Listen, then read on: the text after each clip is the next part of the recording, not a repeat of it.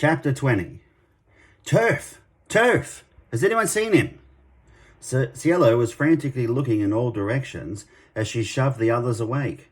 She was answered with groans and moans as they rolled over, trying to block out the noise and go back to sleep. The morning sun was already baking them where they lay like loaves of bread in an oven. Turf! Cielo screamed before Hitch grabbed her, ordering her to be quiet.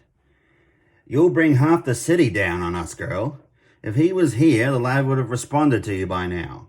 Pull yourself together. The others were rising to their feet now, running fingers through their hair as they stretched and yawned. It was quickly established that no one had seen him after the brawl, and he was most likely caught up by the town guards. Accusations and raised voices shortly followed as everyone tried to blame the other for the young man being left behind. How did you forget about your sweetheart, Cielo? Someone accused, their tone dripping with sarcastic venom. Cielo whirled on her tormentor, who quickly ducked behind the others as Hitch pulled her back like a dog straining at the leash to attack. Before things could escalate further, Hitch led them out of the gardens and back into the city proper. The streets were full of people moving in all directions as they went about their daily lives. Horses drew wagons laden down with goods, from bolts of cloth to barrels of ale. The group was almost split up several times and took to hugging the walls whenever they went in a single file, the hands of each man on the shoulders of the man in front. They looked a most peculiar sight to the citizens, who speculated the dwarf leading the column was a slave trader on his way to market with his flesh. The smell of hot fresh bread halted them in their tracks, and they turned to find themselves staring into the window of a bakery. Inspecting his pouch, Hitch found a lot less steel coins than he remembered starting with the previous evening. Their breakfast was a simple affair of a small loaf each, which they quickly pulled apart with their teeth. Each swallow of the light fluffy dough easing the cramps of nausea of the previous night's excesses. Where does the town guard keep their prisoners? Hitch asked the baker behind the counter after handing over his steel pieces. The man looked concerned for a moment before he went on. Our friend had too much to drink last night and found himself a guest of your fine town. The baker appeared confused for a moment. Well, I hope you said your farewells last night. They don't keep anyone in the cells for terribly long now. They just get turned over to the army. Cielo, overhearing what the baker had said, pushed her way to the counter beside Hitch. What do they do to them? She asked, imagining some kind of horrible fate, like being used as target practice on the archery range. The baker turned to Cielo, curious about the sudden interest in what he had assumed was common knowledge. When they take those boys and make them into men, the town guard has found a unique way of easing overcrowding in their prisons, and that is to hand everyone over to the Dragon High Lord's army as part of a recruitment drive. Pretty soon we will run out of able-bodied men in this city, as wives worry every time their husbands go out for a pint that they might never return. Cielo appeared confused at first until Hitch gave the baker a nod of understanding before leading her outside. A line of annoying customers was starting to form behind them. Worthless human maggots of Kryn. Torgar began his speech as he walked down the line of the latest collection of human flotsam the town guard had delivered to the barracks.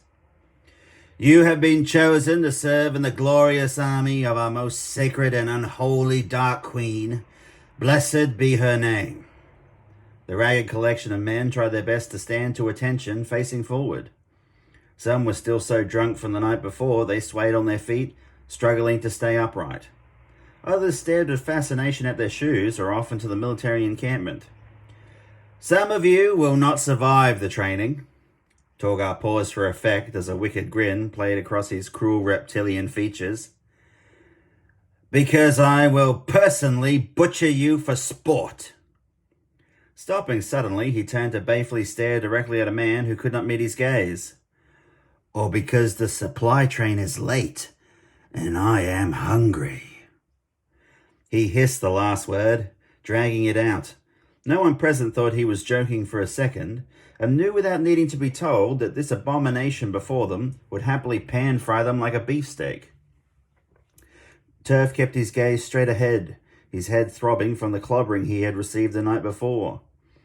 The gravity of his situation was sinking in and his mind raced to try and figure out how he had ended up here.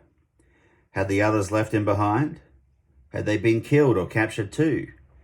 He tried to look around the camp without turning his head, but could only see rows and rows of canvas tents laid out before them, clusters of soldiers gathered around pots and pans over cooking fires. The smell of frying meat and tar-bean tea wafted over, and suddenly his stomach felt very empty. I will now leave you in the sadistic hands of Janix. A human man stepped forward, stripped to the waist, puffing out his muscular chest, matted with a thick layer of fur like chest hair. He wore his hair close-cropped, but an observant person could see his hairline had retreated from his forehead like game before the hunting party. Around the outside of this camp is an oval track, the man boomed, his arms sticking straight out. It runs around the length of this camp, which was formerly a racing track for dogs, horses, and minotaurs. No one knew if the last part was meant to be a joke. Janix quickly moved on. You will run around this track until you are told to stop. Anyone who slows down or stops will be beaten. Anyone who collapses will be beaten. Anyone who dies without my permission will be revived by our dark clerics, beaten to death, and then revived to be beaten more. The group stood rooted to the spot, unsure of what to do next. Run, damn you, run! Janix stepped forward now, his other hand coming up quickly to show a long, thin rod he held down by his side. It whipped through the air, cracking against the man nearest to him, who screamed in agony as their knees buckled. Whip, whip, whip! Janix slashed at the prone man as he vainly tried to roll away from the stinging rattan rod. The others took off running toward the track, ducking under the guardrail before starting their circuit. Get up, dog! We've only just started! Janix kicked the man hard in the ribs, causing him to roll over onto his back. The man kept rolling, scrambling to his feet. As he tried to take off after the others, Janix stepped forward and kicked him across the buttocks with a vicious stroke that sent him leaping into the air. Half running and hobbling, the man quickly caught up to the others, pain and adrenaline pushing him onwards. Faster! Faster! The Dark Queen demands much from her soldiers. Janix watched as they came round the track. They kept their eyes forward as they ran past, not daring to slow their stride for fear of drawing his attention. Horribly beating a recruit at the start of the process always helped to make the others so much more compliant. Even if no one had done anything wrong, he had to make an example out of someone. Soldiers had begun to gather at the starting line now, placing bets on who would be the first to collapse. Janix was creative and took pride in his work, and it was always entertaining to see what he would cook up for the next recruit that displeased him. 5 steel coins on the pretty blonde boy, someone called out in reference to turf. Odds were quickly given and money exchanged. As he came around for the second lap, they jeered and hollered at him. One soldier even waved a rag like a high-born lady with her favour, trying to attract the attention of a Solamnic knight. Oh, you! The soldier called out in a high falsetto to a chorus of raucous laughter. Turf's face hardened as he focused on his breathing and keeping his legs pumping. The pack was starting to thin out as others began to slow and fall behind. They tried their best to keep moving forward, fearing the stinging crack of Janix's cane more than their own burning lungs and seizing muscles. Coming up on their third loop, Turf noticed some of the soldiers standing near the guardrail appeared to be tossing something out onto the track. Coming closer, he waited until the last moment before jumping up into the air and sailing over the unseen obstruction. How graceful you are, Blondie! Did they take you from a dancing show? They hooted and catcalled, unsure of the reason for his acrobatic display, until a runner behind him stood on a small sphere of spiked metal.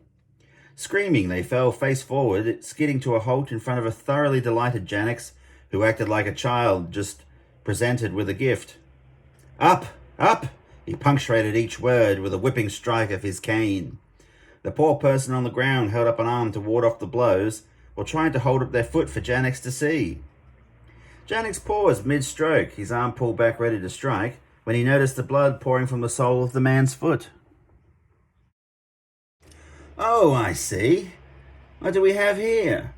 Janix bent down, and for a moment The wretch thought he would have some sympathy from his cruel taskmaster. Janix plucked the spike ball from his flesh before promptly standing up and whipping him across the shins. No excuses. In battle you will keep fighting even when you are wounded. He struck the man again before he somehow managed to get to his feet and keep hobbling around the track.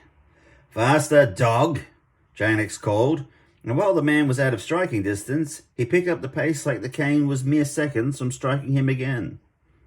The recruits were all red-faced now, pouring with sweat and struggling to breathe as they came around the track again.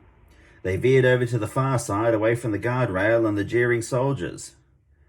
The last one across the line loses, Janix called as they huffed and puffed past. They didn't know what was going to happen to the loser, but none of them imagined it was anything they wanted to volunteer for. The soldiers roared and cheered at the announcement, knowing that something gruesomely entertaining was about to happen. This crop of recruits had proven to be hardier than other recent lots, where some had not even completed a single lap before falling prey to Janix's unique and unpleasant attentions. Coming around the other side of the track, Turf was confident that he wouldn't be the last one across the line.